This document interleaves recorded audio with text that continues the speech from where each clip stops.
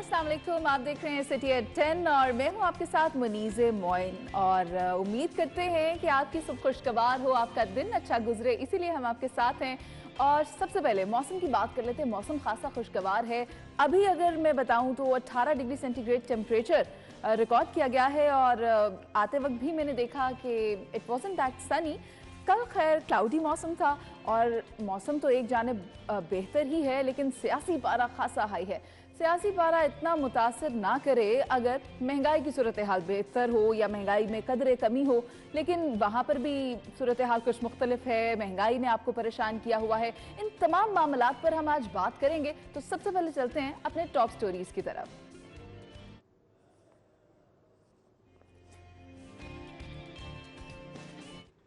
इमरान खान को लाहौर हाईकोर्ट से रिलीफ मिल गया। अदालत ने पुलिस को 3 मार्च तक इमरान खान की गिरफ्तारी से रोक दिया।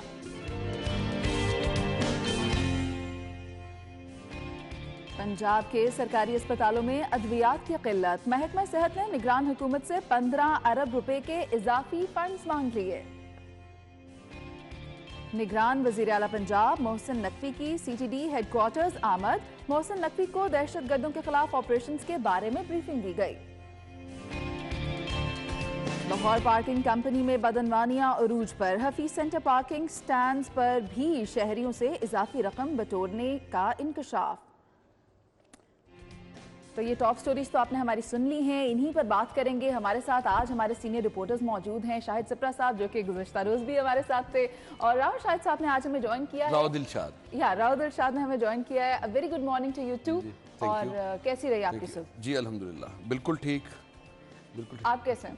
मैं बिल्कुल ठीक ठाक। वैसे खबरें देखकर तो लगता है कि तमाम अवाम और जो नाजरीन दिल पर हाथ रख के बैठे हैं कि शायद आज हम उन्हें इस खुशगवार सुबह के साथ कोई अच्छी खबर सुनाएं, लेकिन अनफॉर्चुनेटली मामलात वही हैं। महंगाई अपनी जगह है। और अगर हम कल की बात कर लें तो इमरान खान पेश हुए थे लाहौर हाई कोर्ट में। खान साहब को रिलीफ मिल गया है शायद साहब। बिस्मिल्लाहिर्रहमानिर्रहीम। देखें, मिलता रहा है और मिलता रहेगा शायद आइंदा भी।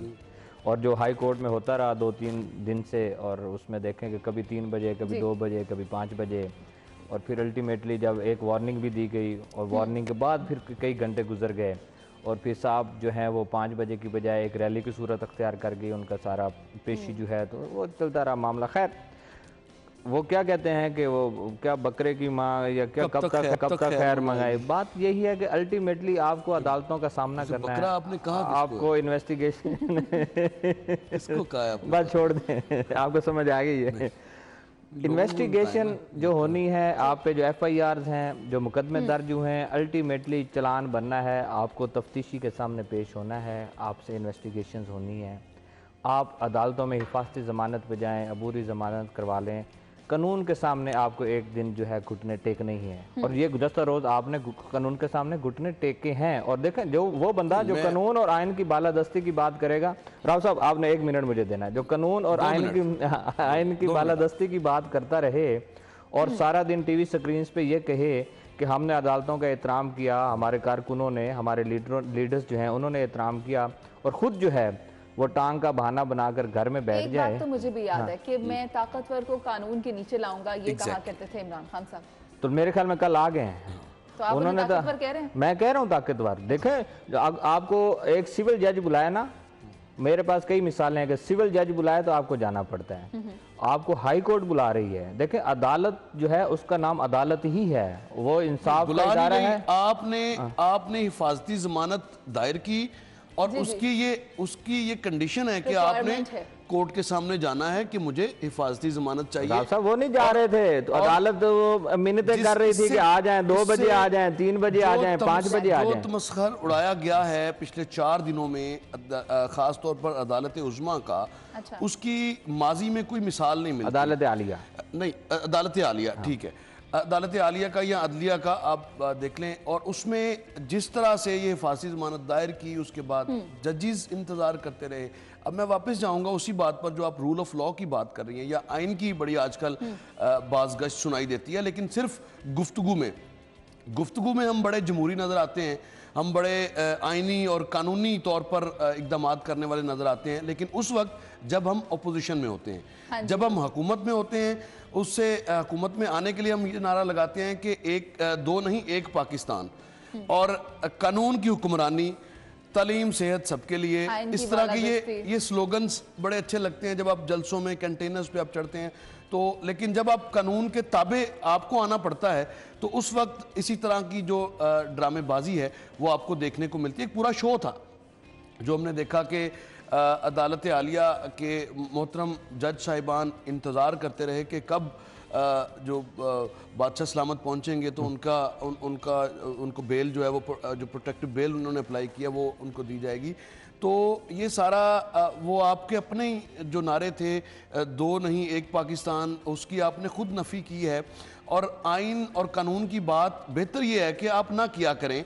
आप अगर आपने आइन और कानून की बात करनी है तो फिर आप पर भी वही लागू होता है जो एक अल्लाह दिता पर लागू होता है। और लेकिन आप ये भी देखें कि अब लीडर बनाता है, लीडर को अवाम अपॉइंट करते हैं, चुनते हैं, उसे मुंतखब करते हैं, उसको सपोर्ट करते हैं, लेके आते हैं। लेकिन अगर मैं कल के ही वाकये की बात करूं तो इमरान खान के सपोर्टर्स जो वहां पर पहुंचे थे उनका रवैया आपने देखा था, उन्होंने किस तरह सारी जमातों के सपोर्टर्स जाते हैं खराब करने की कोशिश सारी जमातों के जब कायदीन अदालतों में पेश होते रहे हैं तो हमने सपोर्टर्स को साथ जो हमायती थे उनको देखा है हर जगह पे।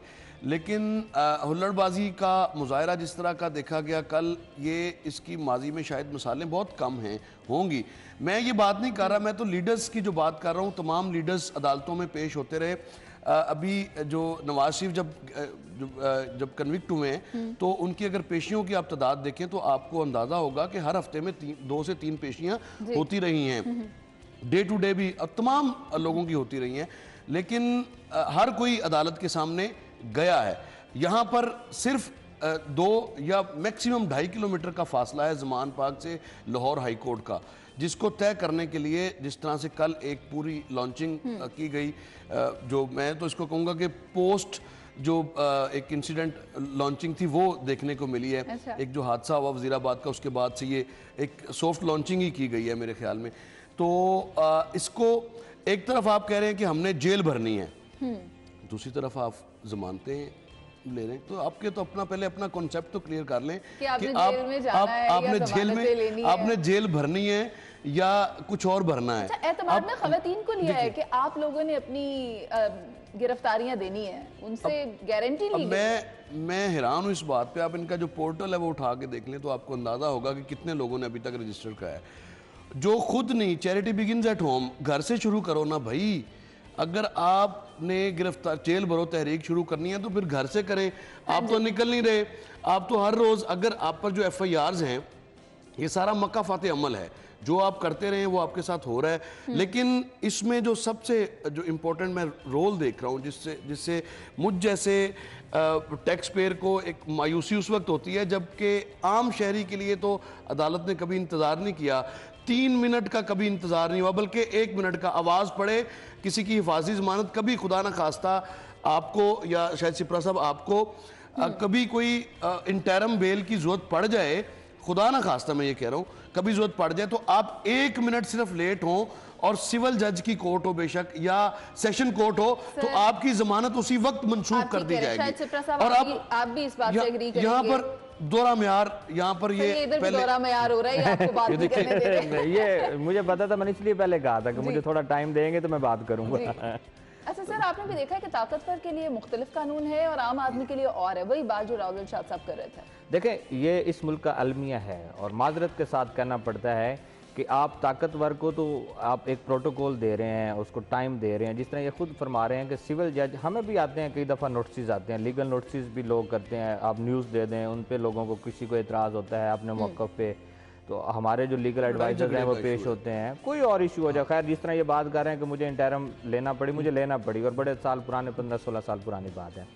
बात करने का मकसद ये है कि कल की जो पेशी थी आप उसको एक सियासी जलसा बना दें या उसको आप सियासी रैली बना दें और फिर नवंबर के बाद आप 4 महीने के बाद एक वो शो लगाकर आप बताएं कि हमारी स्ट्रेंथ उसी तरह है, हमारे कारकुन जो हैं हमारे साथ हैं आज भी। अच्छा, कारकुन उनके इस तरह जज्बाती हैं, वो तो उनके साथ ही खड़े हैं, इसमें तो कोई दूसरी राय नहीं है। जब उनसे बात करें लड़ाई झगड़े के अलावा उनके पास और कोई, देखें बात वो होती है आप दलील से बात करें, दलाइल के साथ बात होगी तो फिर तो मजा आएगा। आपने लड़ाई झगड़े पे जाना है तो फिर उसका कोई फायदा नहीं है।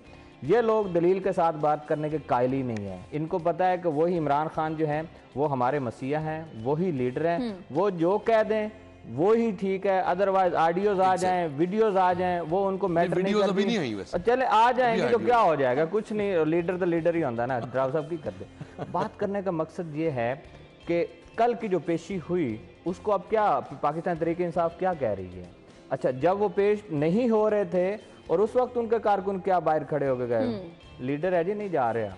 जी जी देखें, एक तरफ आप कानून की बालादस्ती की बात करें, एक तरफ कहें कि हमने इंसाफ का कटहरे में लोगों को लाना है, सर उनके और दूसरी पार्टी तरफ के जो मैं उन्हीं की बात कर रहा हूँ जो अहम रहनुमा है। सर वो ये कहते थे कि वीडियो लिंक पर आ जाते हाँ। हैं, इवन कि यूनिफॉर्म में भी नहीं थे Fawad Chaudhry, and he was asking the जज कि मैं बात करना चाहता हूँ। तो जस्टिस तारिक सलीम साहब ने कहा कि आप तो अपने उस प्रॉपर ड्रेस कोड में ही नहीं है, तो फिर आपने क्या बात करनी है। इस तरह की बेअदबी भी हो रही है। देखें वो तो आप कोई और कर सकता है ऐसे? देखें, एक दफा एक दफा एक वाकया हुआ था, मरियम नवाज जब पेश हुई थी तो वहाँ पे कोई बोला था, तो उन्होंने मरियम नवाज को क्या कहा था कि आपकी हम बेल कैंसिल करने लगे हैं, आपने जो कोर्ट के मामलात हैं उसमें इंटरफेयर किया, लिहाजा आपकी कोर्ट की बेल हम कैंसिल करने लगे हैं। तो उस वक्त और हालात थे।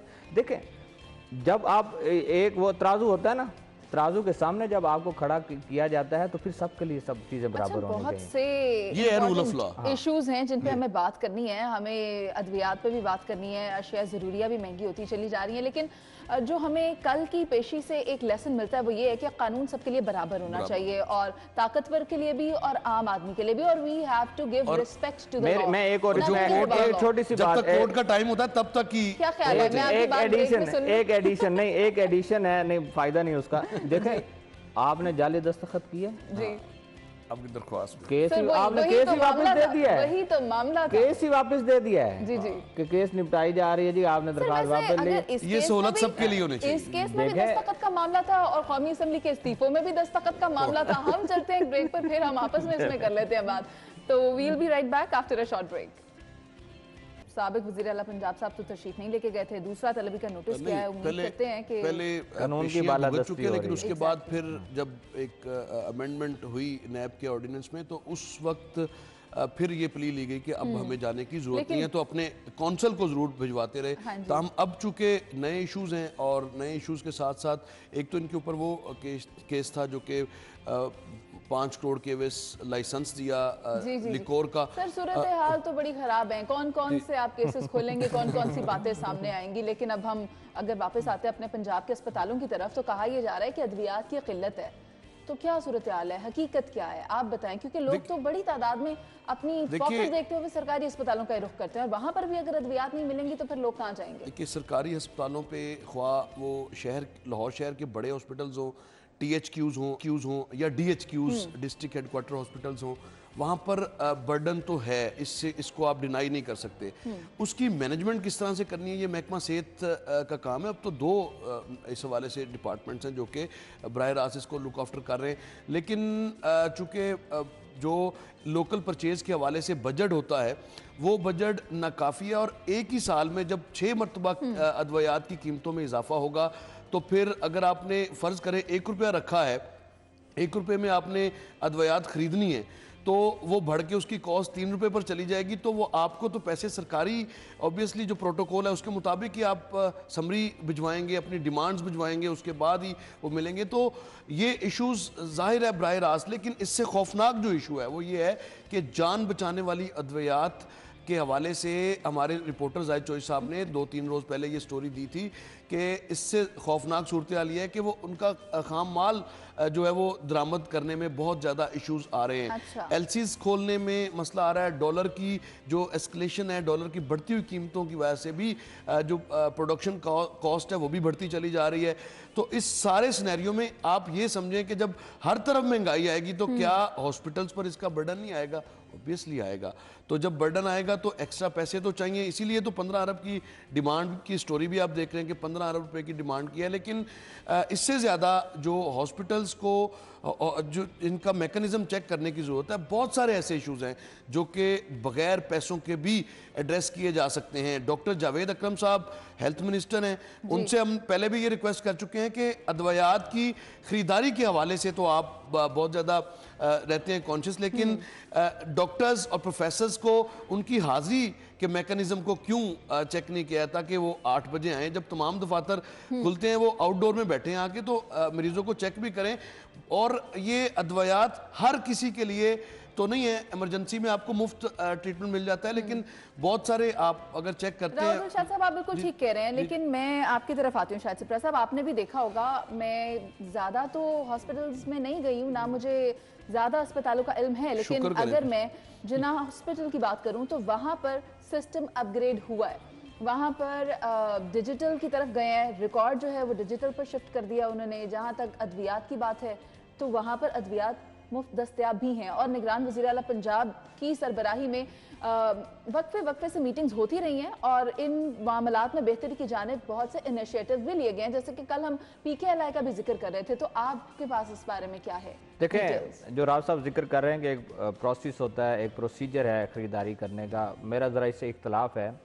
आपकी जो महकमा सेहत है उसको नहीं मालूम कि कौन सी अद्वियात की किल्लत पैदा हो रही है या किसकी कमी है, फिर आप उस प्रोसीजर को कबल अज़ वक्त शुरू क्यों नहीं करते, फिर उसको मुकम्मल क्यों नहीं करते? और फिर एक पेपरा रूल्स हैं कि जब आपने टेंडर दे दिया है या आपने ख़रीदारी कर ली है तो आपका जो आगे मैन्युफैक्चरर है या आपकी फार्मास्यूटिकल इंडस्ट्री है उसने अद्वियात आपको देनी है, चाहे कीमतें बढ़ें, चाहे पेट्रोलियम मसनूआत की कीमतें बढ़ें, उससे फिर कंसर्न नहीं है। जब आपने एक ऑर्डर दे दिया है फिर वो रूल्स हैं खरीदारी के कि आपको देना है, अगर नहीं देगा आप उसको ब्लैक लिस्ट करेंगे। आप ब्लैक लिस्ट नहीं करेंगे क्योंकि आपने उनसे फायदे लेने होते हैं। एक बात तो ये होगी। अब राव साहब थोड़ा हौसला करें, ऐसे नहीं होगा। अच्छा, अब दूसरी बात कि ये कह रहे हैं, आप कह रहे हैं कि जिना हॉस्पिटल में वहाँ पे प्राइवेट लोग, जिस तरह गौहरीजाज साहब का देख लें, उनका जितनी बड़ी कंट्रीब्यूशन है और बहुत सारे मुखैर हजरात हैं उनका कंट्रीब्यूशन है, उस वजह से वो चले गए। लेकिन बाकी जो सरकारी हमारे हॉस्पिटल्स हैं अभी भी वही पर्ची सिस्टम है। आपने कौमी शनाख्ती कार्ड देना है और 10 रुपए की पर्ची आपको मिलनी है और उस पर्ची पे आपको जाके ट्रीटमेंट मिलना है।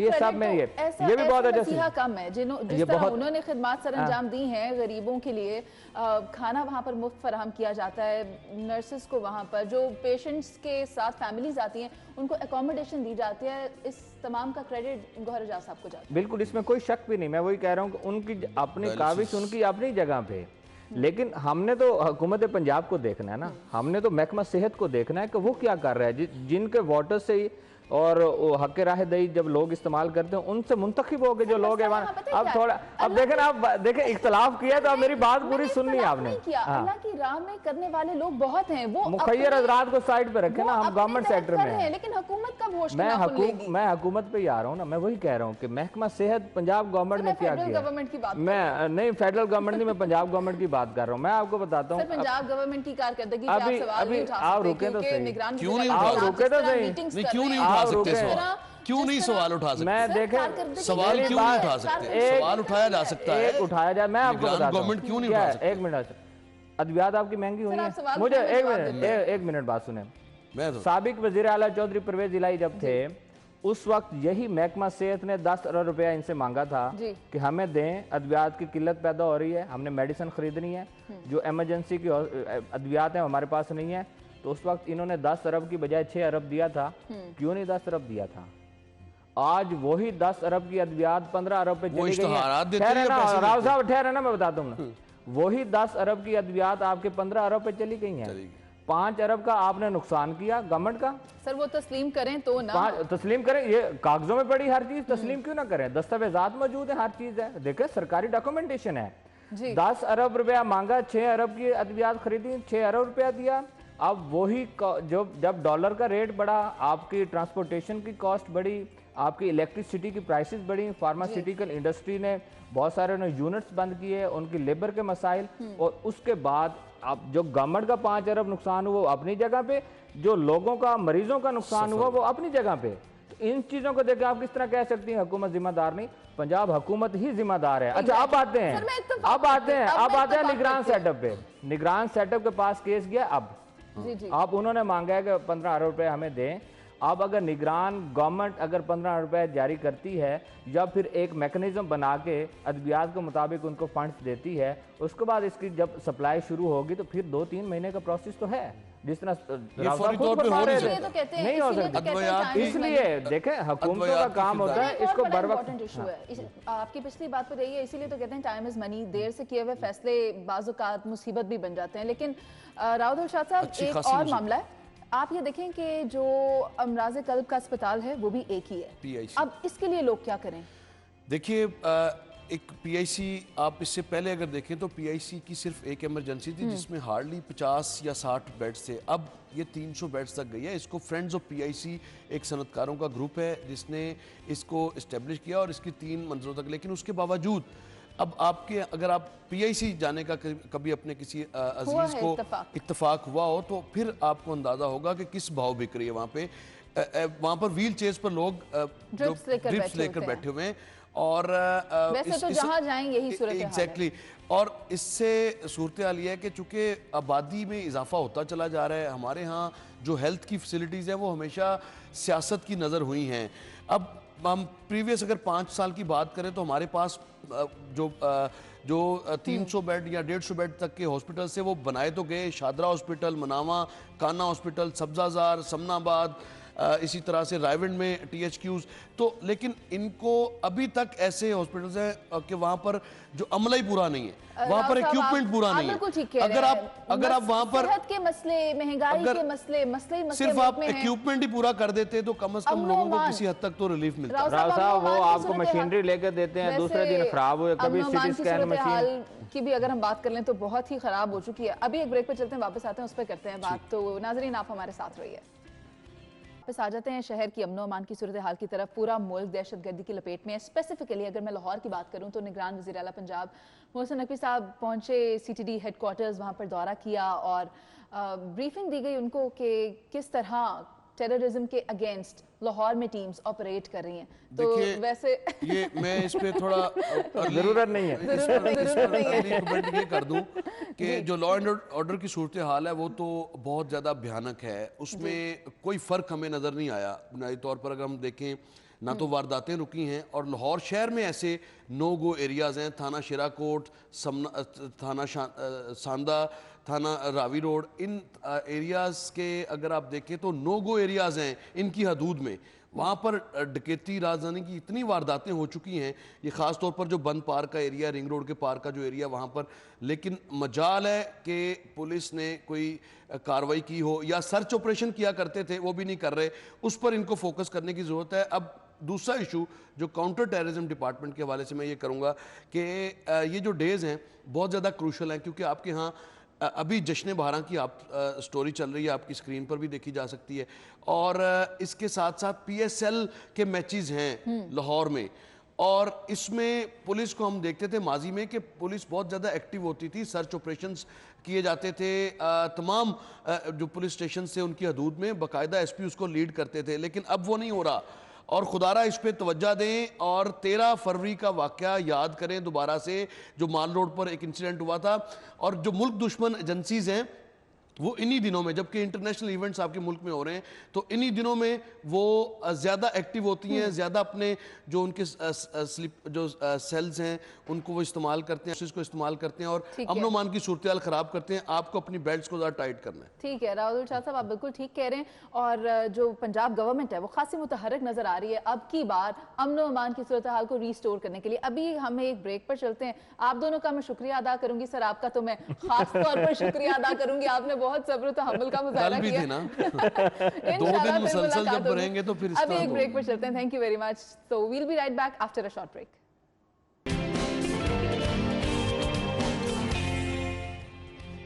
वेलकम बैक नाजरीन, और जिंदा दिलाने लाहौर हों, खाने पीने की बातें हों तो और क्या चाहिए लाहौरियों को।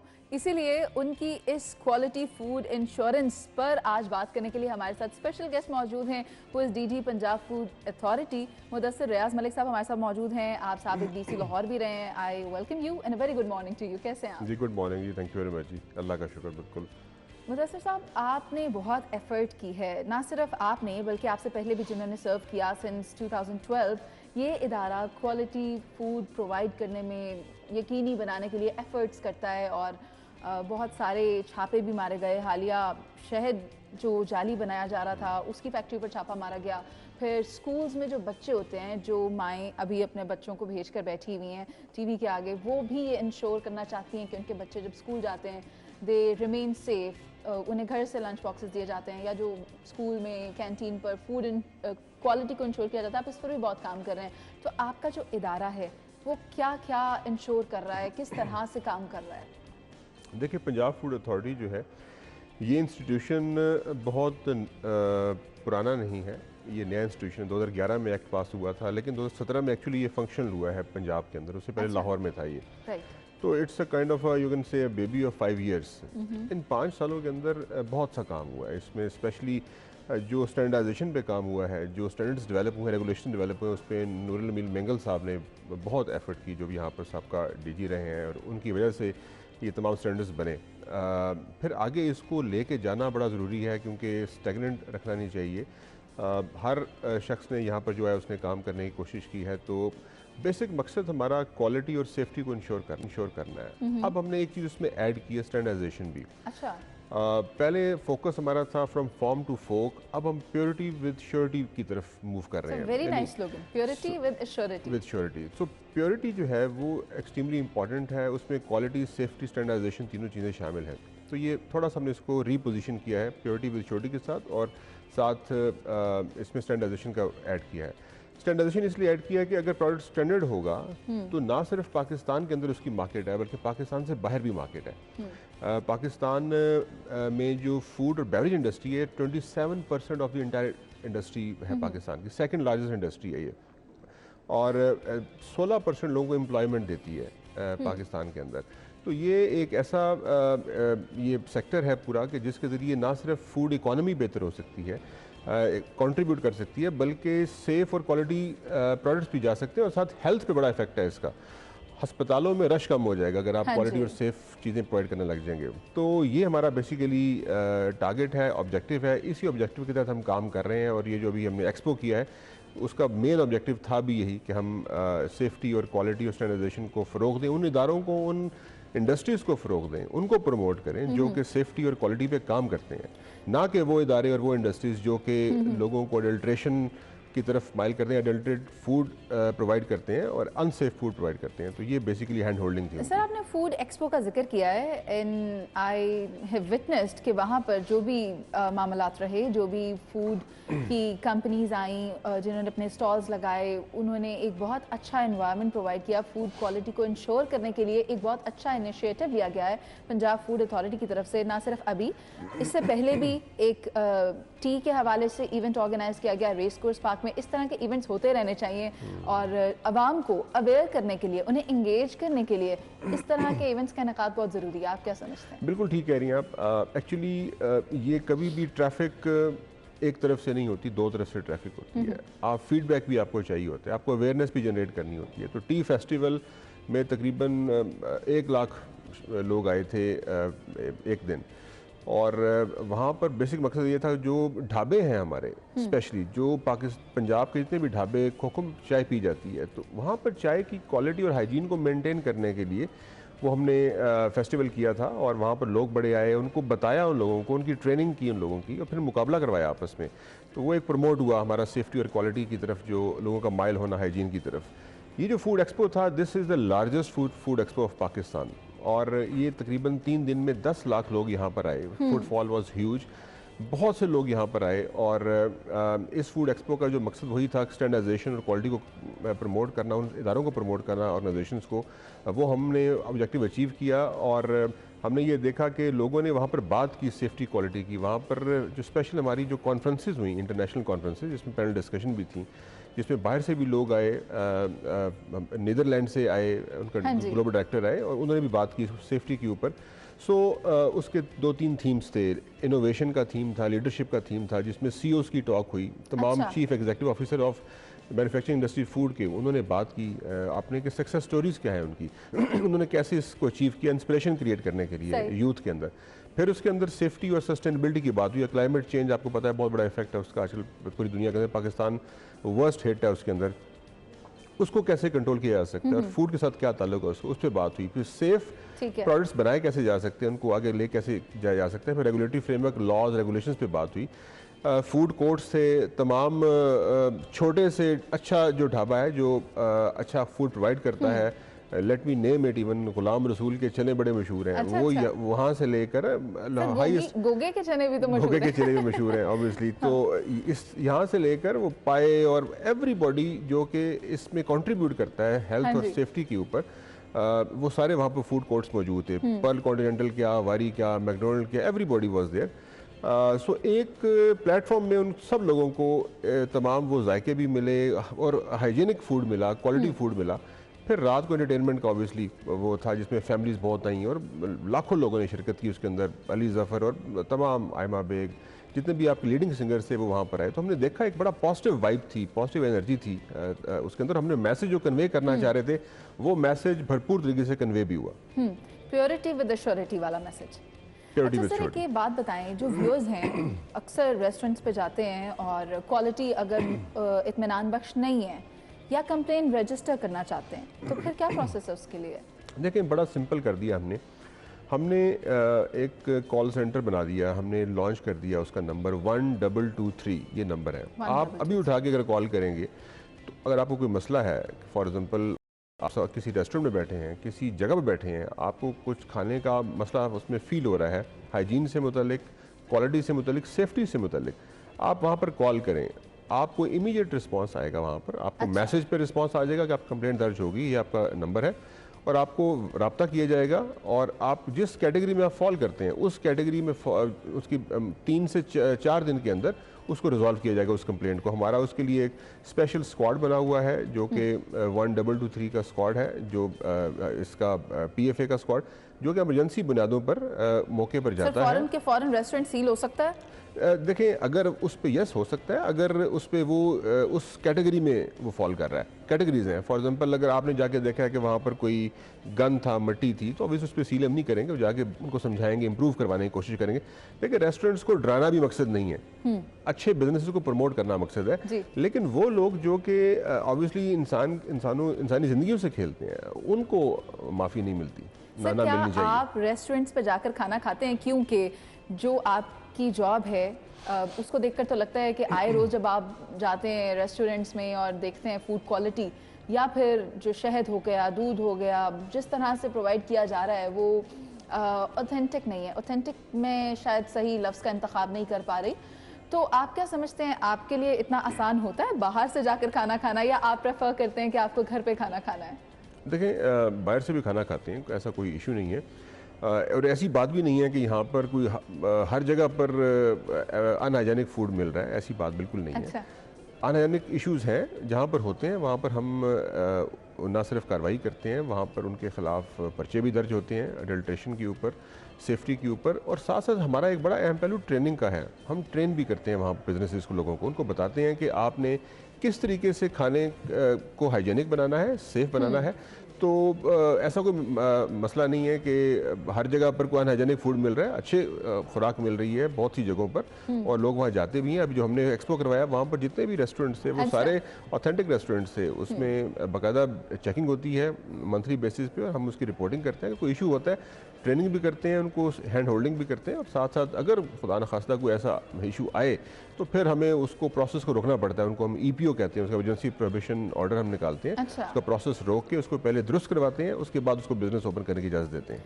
अच्छा, साफ़ पानी को इंश्योर करने के लिए क्या किया जाता है? क्योंकि पानी इज़ अ डेली रिक्वायरमेंट और साफ़ पानी का मसला पैदा हो चुका हुआ है, उसके लिए क्या किया जाता है? लाहौर के अंदर ये बड़ा सीरियस इशू है, और यहाँ पर बहुत सी जगहों पे आर्सेनिक भी मौजूद है, और इसलिए फ़िल्टर्ड वाटर जो है दैट इज़ वेरी इंपॉर्टेंट कि आप फ़िल्टर वाटर को पिएँ।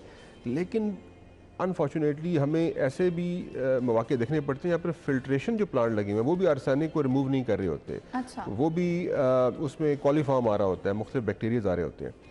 तो हम जो एपेक्स कोर्ट है, सुप्रीम कोर्ट ऑफ पाकिस्तान, उनके ऑनरेबल उनके ऑर्डर हुआ था, उसके तहत हम हर साल सैम्पलिंग करते हैं पानी की, मुख्तलिफ एरियाज़ की सैम्पलिंग करते हैं पूरे पंजाब के अंदर, और उसकी बुनियाद पर वो रिपोर्ट हम शाया करते हैं, और उस रिपोर्ट के तहत अगर कहीं कहीं कहाँ पर मसला आता है किसी भी जगह के ऊपर, तो हम उसको रोक कर उसको दुरुस्त करवाते हैं, ठीक करवाते हैं, और अगर खुदा ना खासा सीरियस मसला हो तो हम उसके खिलाफ FIR भी करते हैं, पर्चा भी करते हैं। अच्छा, आपको क्या लगता है कि पंजाब फूड अथॉरिटी किस हद तक कामयाब है अपने मिशन में?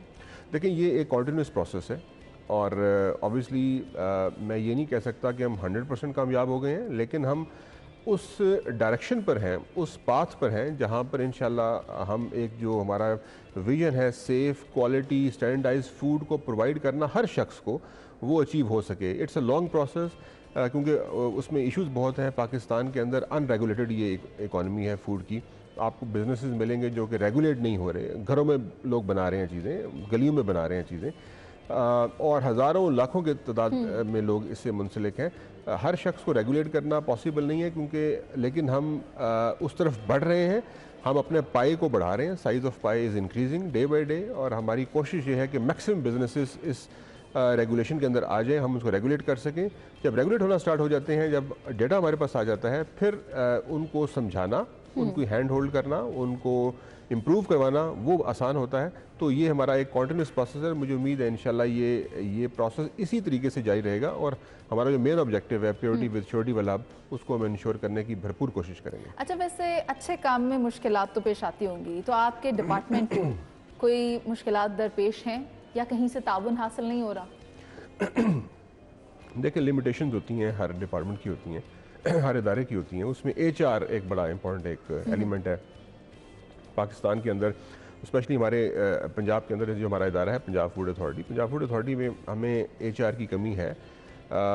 हम वो केसेस हमने मूव किए हुए हैं गवर्नमेंट को कि हमें HR बढ़ानी है, तो HR को जब बढ़ जाएगी तो उससे इम्प्रूवमेंट आएगी, क्योंकि हम अब हर पंजाब के हर कोने पर जाना चाहते हैं। हम अभी डिस्ट्रिक्ट हेडक्वार्टर लेवल पे, हम तहसील लेवल पर नहीं है। तो हम अथॉरिटी ने ये फैसला कर लिया है कि हमने तहसील लेवल पे जाना है, हमने ग्राउंड लेवल पे जाना है।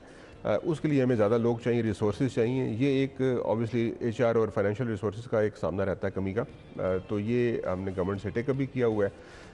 इसके साथ साथ हमारी बिजनेसेस के साथ एक बातचीत रहती है, वो भी एक लिमिटेशन को समझाना और ख़ुद भी समझना। एक लर्निंग प्रोसेस, हमारे लिए भी लर्निंग प्रोसेस है। हम ये नहीं कहते कि हमें हर चीज़ आती है, लेकिन हम लर्न करते रहते हैं डेली बेसिस के ऊपर। तो अपने आप को भी कॉन्टिन्यूस इम्प्रूव करना, अप टू डेट करना, ट्रेन करना अपने स्टाफ को, ये हमारे लिए एक चैलेंज है, और इस चैलेंज को हम भरपूर तरीके से इसको कोशिश कर रहे हैं पूरा करने की। हमारी लेबॉर्ट्रीज़ जो है बड़ी state of the art laboratories है, फूड लेबॉर्ट्रीज़, उनको मज़ीद बेहतर बनाने की कोशिश करें। एक्रेडिटेशन हम कराने की कोशिश कर रहे हैं, एक्रेडिटेड है हमारी, लेकिन मज़ीद एक्रेडिटेशन जो सर्टिफिकेशन है वो हम लाने की कोशिश कर रहे हैं।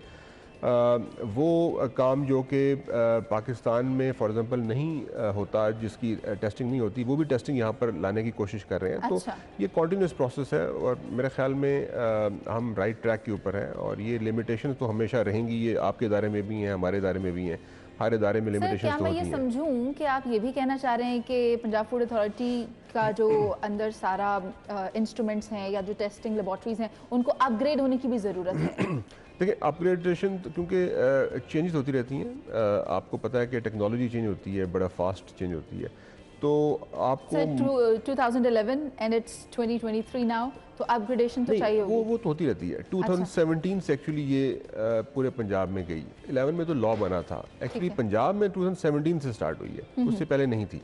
उसमें सिर्फ लाहौर में थी, और बड़े उसका जो दायरा था बड़ा कम था, कन्फाइंड बड़े कम थे। 2017 से थी या उससे 12 पहले से? 2012 से, 2017 से पहले थी, लेकिन 2017 में फिर पूरे पंजाब में ये चली गई, पहले सिर्फ लाहौर में थी। ठीक है। तो जो इक्विपमेंट्स हैं, आप बिल्कुल सही कह रही हैं, उसको कॉन्टीन्यूसली हमें अपडेट करना पड़ता है, और हम करते रहते हैं। मैं ये आपको ये दिस इज चैलेंज, और इसके लिए टेक्नोलॉजी बड़ी फास्ट चेंज होती है।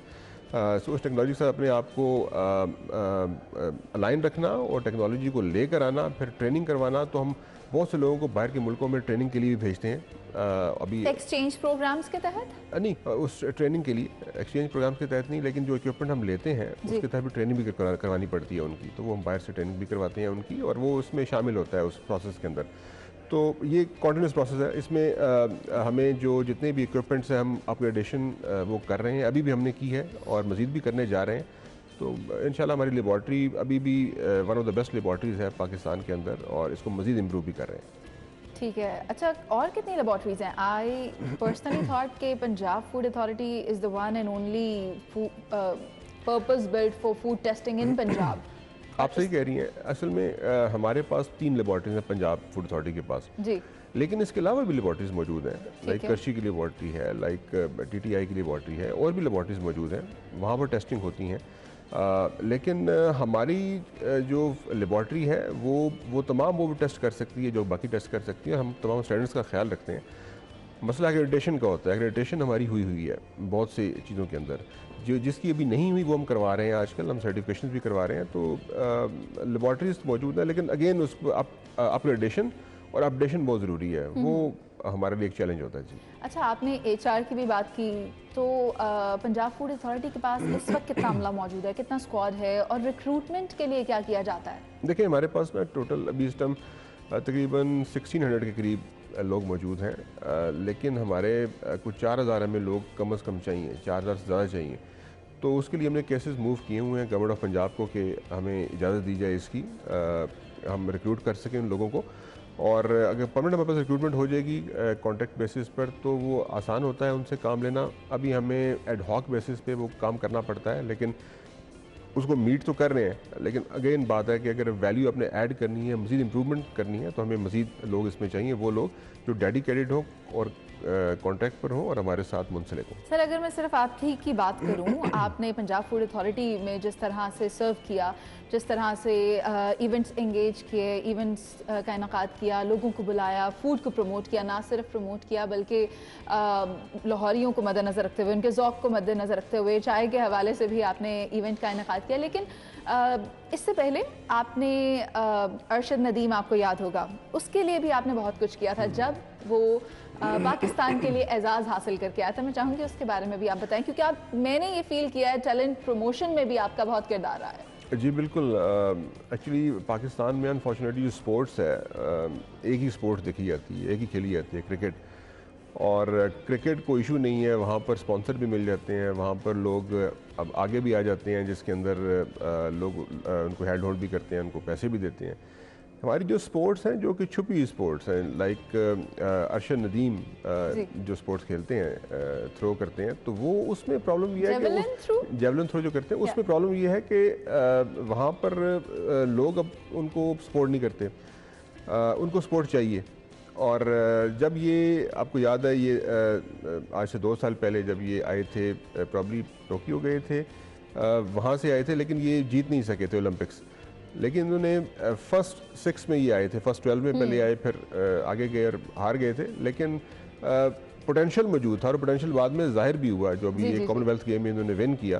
तो उस टाइम फिर इनको भी हमने स्पेशली, जब मैं डिप्टी कमिश्नर लाहौर था, तो इनको स्पेशली इन तमाम प्लेयर्स को बुलाया था और वहाँ पर हमने इनको कुछ अपनी जो भी कंट्रीब्यूशन कर सकते थे हमने की थी, इनको रिकगनाइज़ किया था, एक्नॉलेज किया था। तो ये बड़ा ज़रूरी है सोसाइटी के लिए भी, ना सिर्फ ये तो एज अ पर्सन की बात हो रही है, सोसाइटी के लिए बड़ा ज़रूरी है कि इस तरह के प्लेयर्स को जो कि पाकिस्तान का नाम रोशन कर सकते हैं, पोटेंशियल मौजूद है, उनको ज़रूर कंट्रीब्यूट किया जाए, उनको सपोर्ट किया जाए। अच्छा, आपका मैसेज क्या है व्यूअर्स के लिए? क्योंकि जो इवेंट्स आपने किए, once again I highly appreciate के ऑर्गेनाइजेशंस को इस तरह के इवेंट्स का इनकाद करते रहना चाहिए, ताकि वो खुद भी आवाम की आवाज़ बने और आवाम में भी शऊर आए। तो आपका क्या? देखिए, बेसिक मकसद तो अवेयरनेस है, और मेरा बिल्कुल पैगाम तमाम लाहौर के लोगों से, तमाम पाकिस्तान के लोगों से है कि हम एक जंग लड़ रहे हैं सेफ़ और क्वालिटी फूड के लिए, आपकी लाइफ्स के लिए, आपकी हेल्थ के लिए, आपके बच्चों की हेल्थ के लिए। तो मेरी आपसे गुजारिश है कि हमारा इसमें साथ दें, और जहाँ पर भी आपको कोई लगे कि यहाँ पर कोई फूड का कोई इशू है, कोई सेफ्टी का इशू है, आप ज़रूर हमें 1223 पे कॉल करें। 1223 में दोबारा रिपीट कर रहा हूँ, इस पर कॉल करें। हमारी टीम्स हम वक्त तैयार हैं, आपके पास पहुँचेंगी, आपका मसला रिजॉल्व करेंगी। और सिर्फ रिक्वेस्ट ये है कि हमें, क्योंकि बाज़ ना ऐसे लोग होते हैं फेक कंप्लेंट्स भी करते हैं किसी को तंग करने के लिए, उससे मेरी सिर्फ गुजारिश है कि उस तरफ अवॉइड करना चाहिए। ऑब्वियसली तंग नहीं करना चाहिए किसी को, लेकिन मिजाज से भी वाकिफ हैं आप। लेकिन नहीं, बहुत सी जेन्युइन कंप्लेंट्स भी आती हैं हमें। जो जेन्युइन कंप्लेंट्स आएंगी हम उस पर भरपूर तरीके से कार्रवाई करेंगे, और आपको जब तक आपकी फीडबैक नहीं लेंगे, हम उस वक्त तक कंप्लेंट को क्लोज नहीं करेंगे। तो मेरी गुजारिश है कि आप हमें ज़रूर बताएं, आपकी फीडबैक के साथ ही हम पंजाब फूड अथॉरिटी काम कर सकती है। और क्वालिटी और सेफ फूड को और प्योरिटी को इंश्योर कर सकती है। सर आपका बहुत शुक्रिया कि आप आए, आपने वक्त दिया और हमारे साथ इतनी मुफीद इन्फॉर्मेशन शेयर की। बेशक आप ही की डेडिकेशन है और हमारा सपोर्ट उसमें दरकार है। तो हम यही चाहेंगे कि जो लोग हमें देख रहे हैं, अगर उनके कोई कंसर्न्स हैं, उनकी कुछ कंप्लेंट्स हैं, तो वो 1223 पर कांटेक्ट करके अपनी कंप्लेंट्स को रजिस्टर करवाएं ताकि पंजाब फूड अथॉरिटी विजिलेंटली वहाँ पर पहुँचे और उस रेस्टोरेंट या होटल जो भी है उसके खिलाफ कार्रवाई करें ताकि आपकी सेहत को हम मिलकर यकीनी बनाएं। अभी चलते हैं एक ब्रेक पर, वापस आएंगे और बहुत सी इंटरेस्टिंग बातें हैं वो भी आपके साथ करेंगे, तो आप साथ रहिए।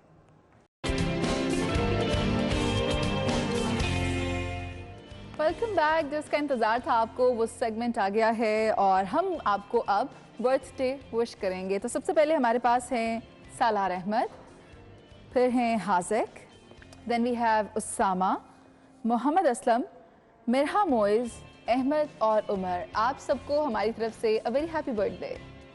सिटी एट 10 की तरफ से आप सबको बहुत बहुत हैप्पी बर्थडे। और बर्थडेज और भी हैं, लेकिन सबसे पहले हमें मौसम की भी बात करनी है, तो अभी कुछ मौसम का अहवाल।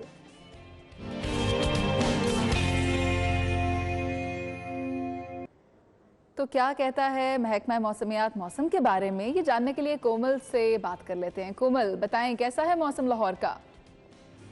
जी बिल्कुल, शहर लाहौर में मौसमियाती तब्दीलियों की वजह से मुनीज़े शहर लाहौर में मौसम काफ़ी तेज़ी से तब्दील होना शुरू हो चुका है। अमूमन फरवरी के इन दिनों में पिछले साल मौसम काफ़ी खुशगवार था और ठंडी हवाओं का सिलसिला भी बरकरार रहता था।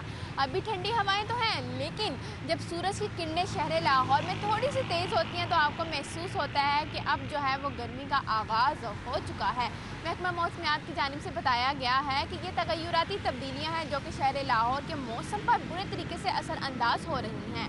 अभी भी मौसम कुछ इसी तरह से है, हवाओं का सिलसिला वक्फे वक्फे से जारी है, जिसके बाद थोड़ी सी हरारत जो सूरज की किरणों की है वो कम महसूस की जा रही है। दर्जा हरारत इस वक्त जो है वो 22 डिग्री सेंटीग्रेड रिकॉर्ड किया गया है, जबकि आइंदा 24 घंटों के दौरान शहर लाहौर में बारिशों के हवाले से कोई भी पेशगोई नहीं की गई। AQI की शरह जो है वो 295 रिकॉर्ड की गई है और लाहौर आलूदा तरीन शहरों की फहरिस्त में दूसरे नंबर पर देखा जा रहा है। शहरियों को एहतियाती तदाबीर के हवाले से भी ताकीद की जा रही है। वहीं ऐसी व्हीकल्स जो कि शहरी इस्तेमाल कर रहे हैं, ऐसी फैक्ट्रियाँ जो कि ताहाल बहुत से ऐसे इलाकों में चल रही हैं जहाँ पर रेजिडेंशियल एरिया है, इस वजह से भी कुछ फ़िज़ाई आलूदगी बढ़ रही है, जिसकी वजह से शहरियों को एहतियात करने के हवाले से भी ताकीद की जा रही है। बहुत शुक्रिया कोमल, आप हमें मौसम के हवाले से बता रही थी, यानी कि मौसम बेहतर है, अभी इतनी ज़्यादा गर्मी नहीं आई है, एहतियात तो हमें फिर भी करना होगी। खैर, और बर्थडेज जो रह गई थी बाकी, उनमें हमारे पास हैं शाहजेब, उज़ैर वसीम, अब्दुल्ला, हुरब अजीम, उस्मान खोखर, फातिमा हमज़ा, मोहम्मद जुहेब, एजल एजाज और मुंतहा इमरान। सिटी एट 10 की तरफ से आप सबको भी अ वेरी हैप्पी बर्थडे। हम एक बार फिर से हाजिर हो गए हैं और अब की बार आपको लेकर जाएंगे सब्जी मंडी, जहां पर हमारे रिपोर्टर रुमेल मौजूद हैं। वहां पर क्या सूरत हाल है, सब्जियों की कीमतें कहां तक पहुंची हैं, रुमेल आप हमें बताएं।